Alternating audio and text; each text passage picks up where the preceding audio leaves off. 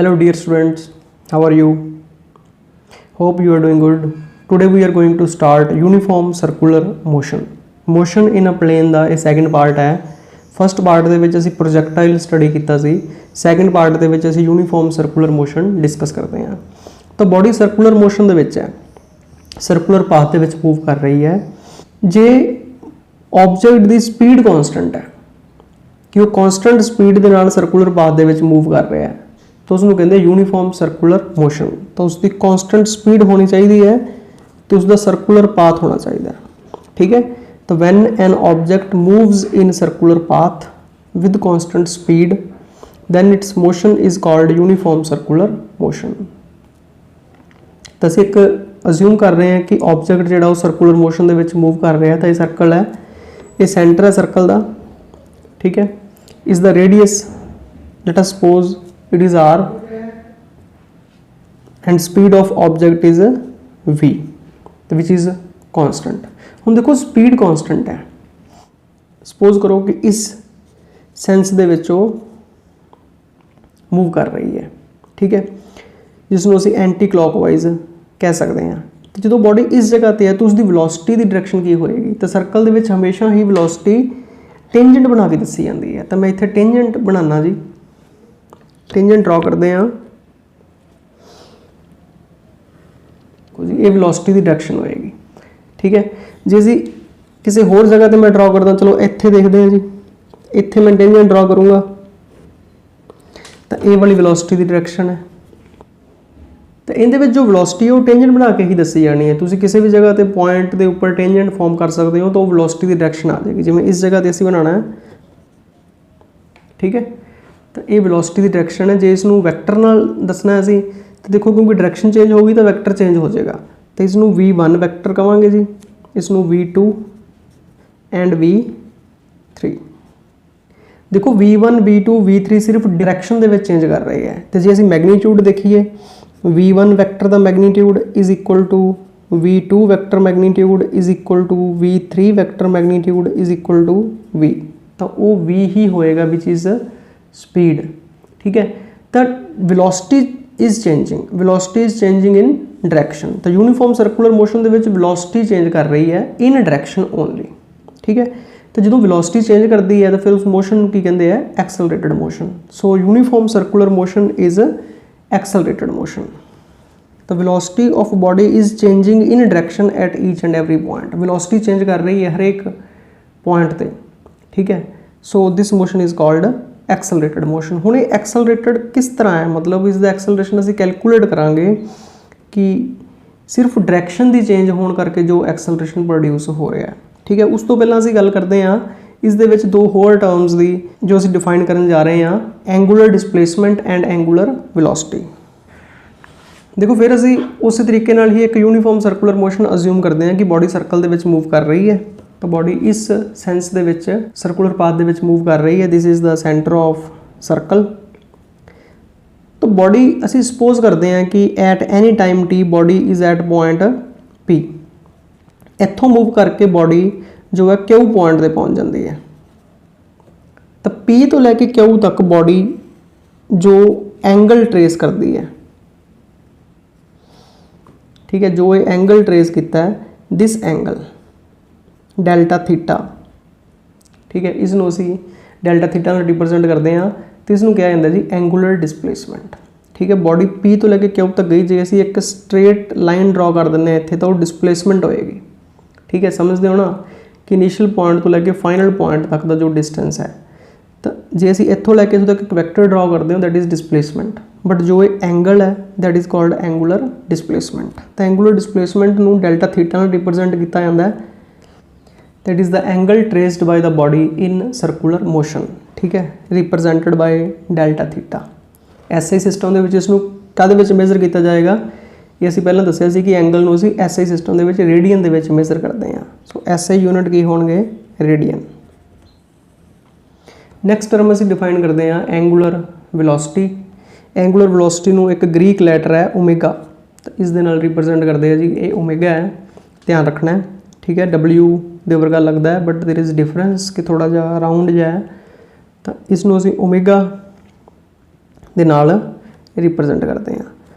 तो एंगूलर जिस तरह डिसप्लेसमेंट तो वेलोसिटी रिलेटेड है, देखो असी जो काइनेमैटिक्स किया तो उत्थे डिसप्लेसमेंट तो वेलोसिटी को डिफाइन किया कि जिस रेट ते डिसप्लेसमेंट चेंज होता है, time rate of change of displacement is called velocity. So time rate of change of angular displacement is called angular velocity. तो बिल्कुल सिमिलर है, it is time rate of change of angular displacement. ठीक है जी। तो omega नूं असीं किस तरीके नाल डिफाइन करते हैं, delta theta divided by delta T. Clear. तो इसके एसआई यूनिट की होणगे, तो एसआई यूनिट तुसीं बड़ी ईजीली फाइंड कर सकते हो। डेल्टा थीटा दे रेडियन, डेल्टा टी दे सैकेंड, तो बन जाएंगे रेडियन पर सैकेंड। क्लीयर। हुण असीं फाइंड करते हैं जी linear velocity and angular velocity दे विच रिलेशन, कि जो असी लीनियर वेलोसिटी असी दसदे हैं कि बॉडी मूव कर रही है विद यूनीफॉर्म स्पीड v, तो जो उसकी एंगुलर वेलोसिटी ओमेगा असी फाइंड की है, उन्होंने दोनों के विच असी रिलेशन दसना है। ठीक है। तो let us try to solve कि जे असी डेल्टा थीटा फाइंड करते हैं तो डेल्टा थीटा किस दे इक्वल होएगा। डेल्टा थीटा की डेफिनेशन असी पहला कर चुके हैं कि theta is equal to arc, length of arc divided by radius, कि रेडियस असी आर अज्यूम कर रहे हैं, तो डेल्टा थीटा किस दे इक्वल हो जाएगा, delta theta is equal to length of arc minus P Q, जो आर्क है divided by radius R. Clear. So इतों पी क्यू फाइंड करते हैं, तो पी क्यू किस दे इक्वल हो जाएगा, P Q is equal to R delta theta, give it number 1। ठीक है। तो ये डिस्टेंस आ गया जी, जो बॉडी ट्रैवल कर रही है, जो ऑब्जेक्ट ट्रैवल कर रहा है, तो डिस्टेंस डिवाइडेड बाय टाइम किस दे इक्वल होंदा है, स्पीड दे। जो असीं यूनीफॉर्म स्पीड की गल कर रहे हैं, तो v इज़ यूनीफॉर्म स्पीड, तो v किस दे इक्वल होएगा, v इज़ इक्वल टू जो डिस्टेंस ट्रैवल हो रहा है, ठीक है, that is P Q over जितना टाइम लग रहा है, तो वेलोसिटी इज़ इक्वल टू जो magnitude of the speed, v is equal to distance over speed P Q divided by delta T. तो पी क्यू किस दे इक्वल हो गया, पी क्यू असीं उपर फाइंड किया जी R delta theta divided by delta T. ठीक है। तो delta theta by delta T असीं हुणे टॉपिक किया जी rate of change of angular displacement, इसनूं की कहा जाता है, इसनूं कहा जाता है जी ओमेगा। तो delta theta by delta T is angular speed omega. ठीक है। क्योंकि असीं इत्थे डायरैक्शन की गल नहीं कर रहे, तो असीं सिर्फ स्पीड वर्ड यूज़ करते हैं।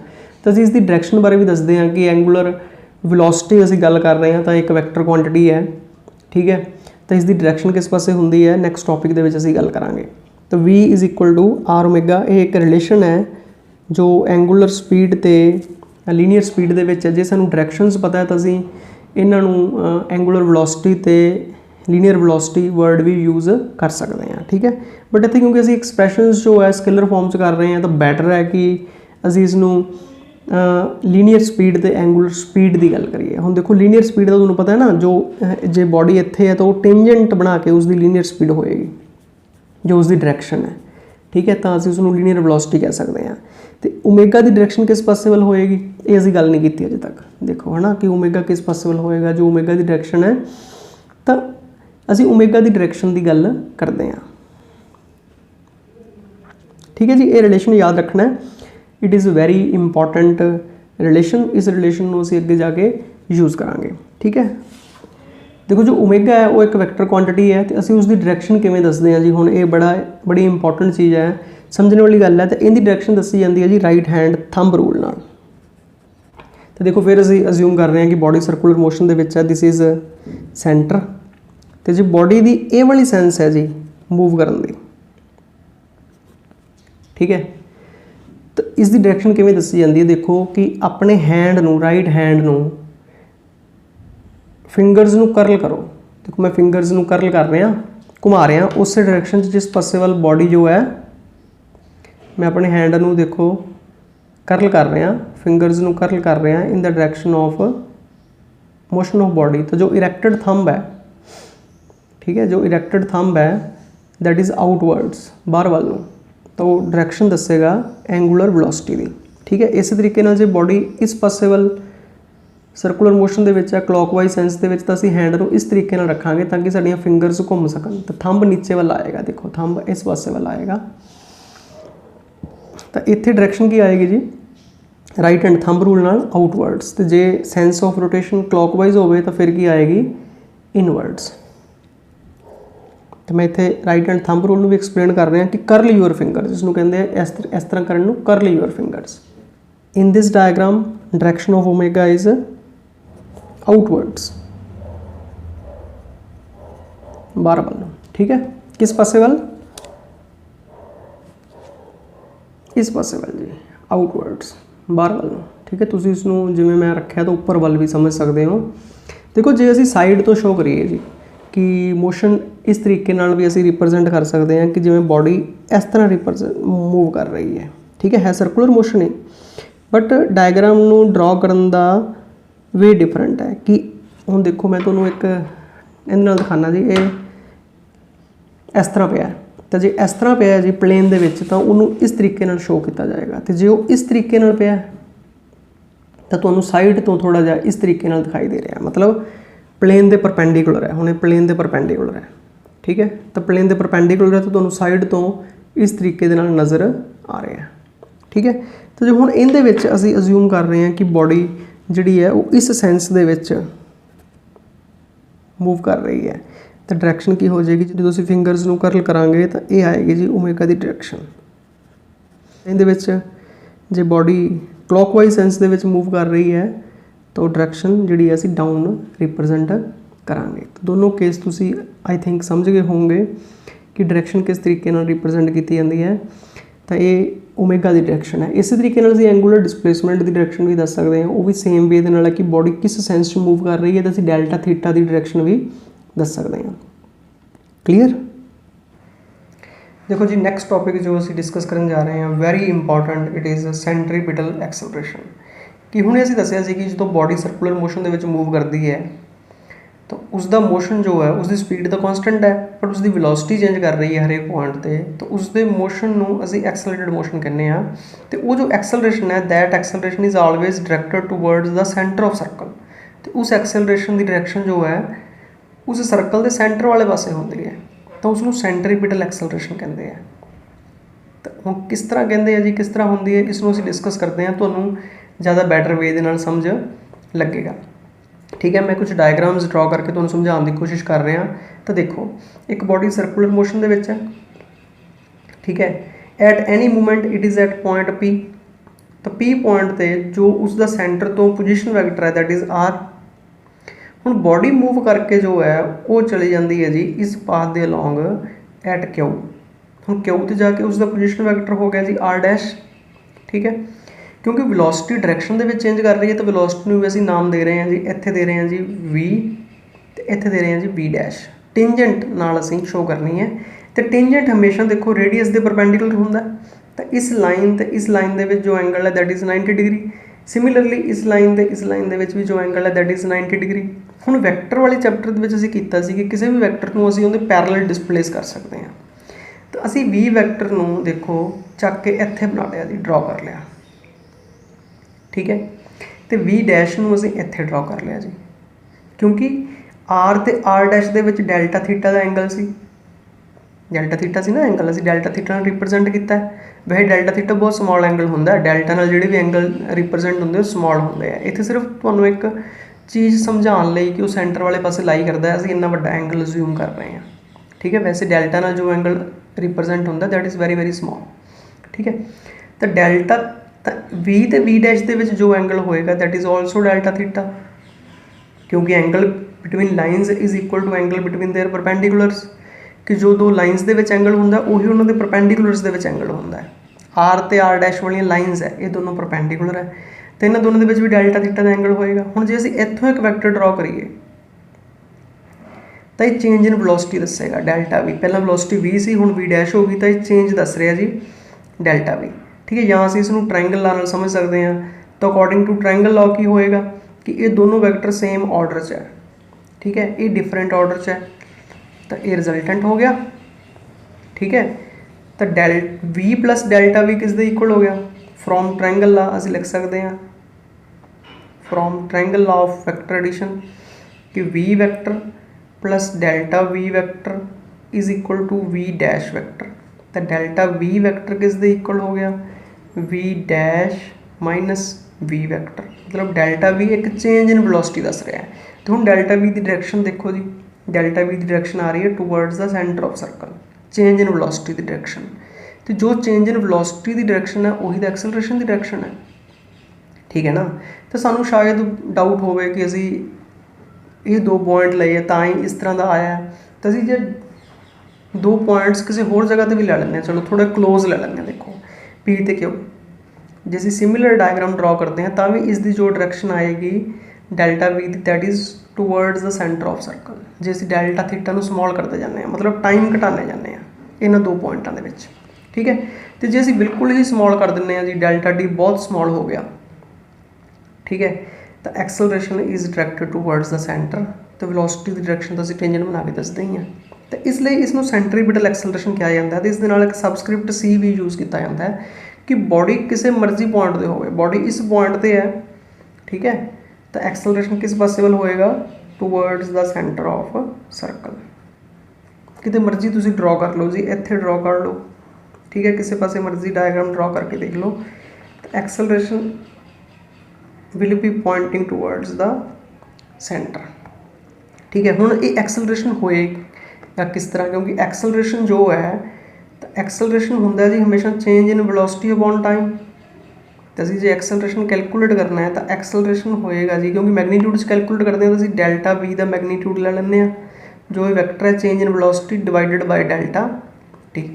तो ये चीज़ असीं फाइंड करनी है जी, ये सेंट्रीपिटल एक्सेलरेशन है, ठीक है, जो सिर्फ डायरेक्शन दे विच चेंज करके आ रहा है। तो हुण असीं इसनूं सॉल्व करते हैं। देखो तुसीं कोई मर्जी ट्रायंगल ले लो जी, असीं ये ट्रायंगल ले लेंगे हैं। तो इस ट्रायंगल के फॉर्मूला लगाने delta theta is equal to arc divided by radius, क्योंकि वी तो वी डैश का मैगनीट्यूड सेम है, ठीक है। तो वी तो वी डैश का मैगनीट्यूड सेम है, इसमें नंबर दे देने 1, इसमें यूज़ करांगे, ठीक है। तो वी वैक्टर जो है that is equal to V dash, तो ये वी है जी जो यूनीफॉर्म स्पीड है उसकी, ठीक है। जे असीं फॉर्मूला लगाइए delta theta is equal to arc divided by radius, तो आर्क किन्ने है, आर्क है जी डेल्टा वी का मैगनीट्यूड, तो रेडियस की है, रेडियस तुसी वी या वी डैश चों कोई भी लै सकते हो, ठीक है। तो उन्होंने दोनों का मैगनीट्यूड की है वी, तो delta theta is equal to delta V over V. तो जे असीं इहदे विचों डेल्टा वी का मैगनीट्यूड फाइंड करिए तो ये बन जाएगा वी इंटू डेल्टा थीटा, ठीक है। गल समझ लगी कि वी ते वी डैश का मैगनीट्यूड सेम है विच इज़ वी, तो आ दोनों आर्म्स सेम है, ठीक है। आ डेल्टा थीटा है, ये सामने वाली आर्क है, क्योंकि डेल्टा थीटा बहुत स्मॉल होंगे नॉर्मली, ठीक है। जो तुम इस तरह लाइन आर्क बनाओगे या सीधी बनाओगे तो सेम होएगा डिस्टेंस ऑलमोस्ट।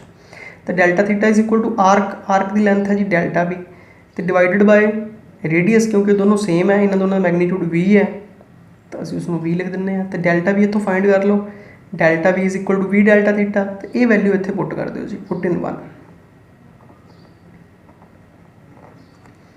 देखो 1 दे विच पुट करके ए सी की बनेगा, ए सी बनेगा जी V delta theta over delta T. तो हम डेल्टा थीटा तुहानूं पता है, delta theta by delta T की होंदा है, time rate of change of angular displacement is angular velocity. तो ये बन जाएगा जी वी इंटू ओमेगा, तो ए सी की वैल्यू हो जाएगी वी इंटू ओमेगा। कारण की है जी, because delta theta by delta T is omega, ठीक है। तो एक तो ये रिलेशन आ गया जी ए सी का, ए सी डायरेक्शन असीं पहले ही दसती जी, तो मैगनीट्यूड भी हो गया तो डायरेक्शन भी हो गया एक्सेलरेशन का। हुण वी ते ओमेगा दे विच रिलेशन सीगा कि असीं फाइंड कीता सी कि V is equal to R omega, ठीक है। नाउ वी नो कि V is equal to R omega जो इसका रेडियस है, ठीक है। तो ए सी किस दे इक्वल हो जाएगा, तो वी की वैल्यू पुट कर देने आर ओमेगा इंटू ओमेगा, तो हो गया जी omega square R, give it number 3। या असी इस तरह करते हैं जी, और इहदे विच वी तो एज इट इज़ ही रखते हैं, ओमेगा की जगह की वैल्यू पुट कर दें वी बाय आर, कि ओमेगा की वैल्यू सबसटीट्यूट करते हैं इत्थे V/R, तो इट इज़ V/R, तो ये बन जाएगा V²/R। ठीक है, तो कोई भी रिलेशन तुम याद रख सकते हो, वैसे तो सारे याद रखने चाहिए हैं जी। ठीक है, बाकी बन जाएंगे। तो ए सी किस दे इक्वल हो गया जी, so we can write centripetal acceleration A C is equal to V omega is equal to ω²R is equal to V²/R। तो ये रिलेशन सारे सेंट्रीपिटल एक्सेलरेशन दे है। तो डायरैक्शन इस दी पहला ही असीं दस चुके हैं कि direction is towards the centre of circle.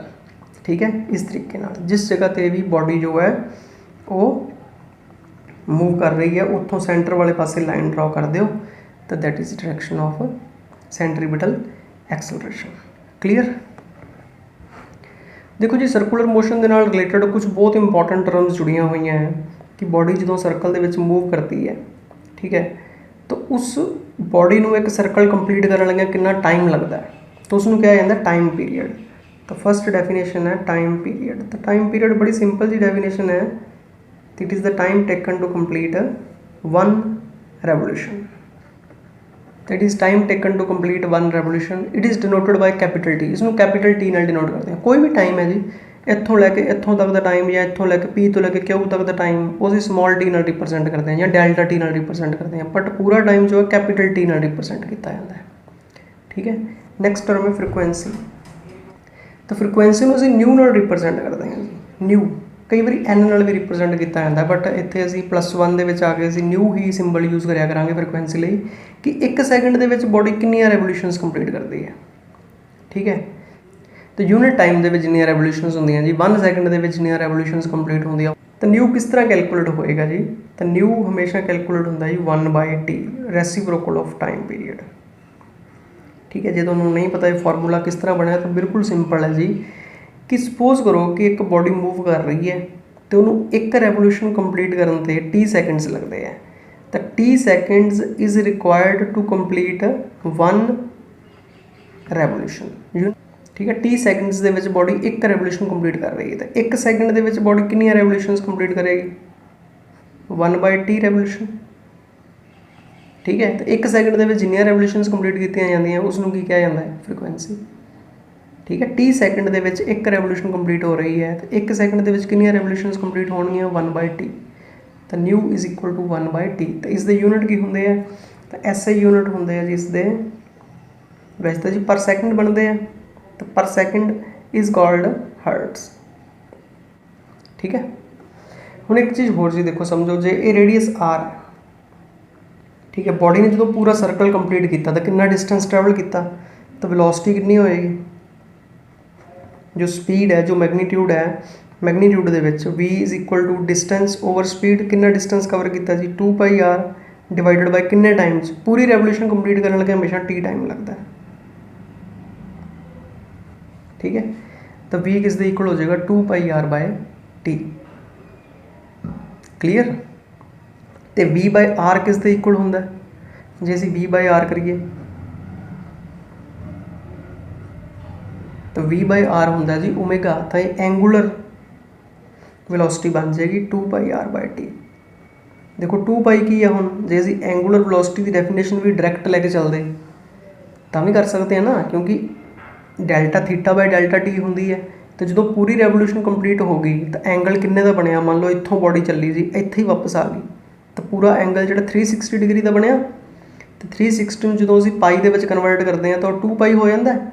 180 degree का एंगल जो पाई रेडियन के इक्वल होंदा है, तो 360 डिग्री का एंगल कितना हो गया 2π। जो बॉडी ने एक रेवोल्यूशन पूरी कर ली जी कंप्लीट, बॉडी इस जगह तो चल के तो वापस इत्थे आ गई जी, तो एक रेवोल्यूशन के कितने डिग्री का एंगल होया 360 डिग्री का। तो 180 डिग्री के एंगल में असीं पाई रेडियन कहने हैं, तो 360 डिग्री कितना हो गया 2π रेडियन।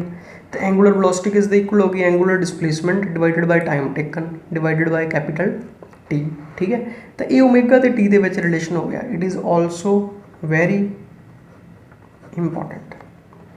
ठीक है, तो ऑल्सो असीं ऐ भी लिख सकते हैं कि जो 1/t है दैट इज़ न्यू, तो ओमेगा कैन ऑल्सो भी रिटन एज 2π न्यू। ठीक है, जो बॉडी सर्कल के मूव करती है ना, तो इस ओमेगा नूं असीं एंगूलर फ्रीकुएंसी भी कह दिंदे हैं। ਤੇ ਐਂਗੂਲਰ ਵੈਲੋਸਿਟੀ ਵਰਡ ਵੀ ਯੂਜ਼ ਹੁੰਦਾ ਹੈ, ਇਹਦੇ ਲਈ ਐਂਗੂਲਰ ਫ੍ਰੀਕੁਐਂਸੀ ਵੀ ਹੁੰਦਾ ਹੈ, ਤਾਂ ਇਸ ਨੂੰ ਫ੍ਰੀਕੁਐਂਸੀ ਕਹਿੰਦੇ ਆ। New is frequency.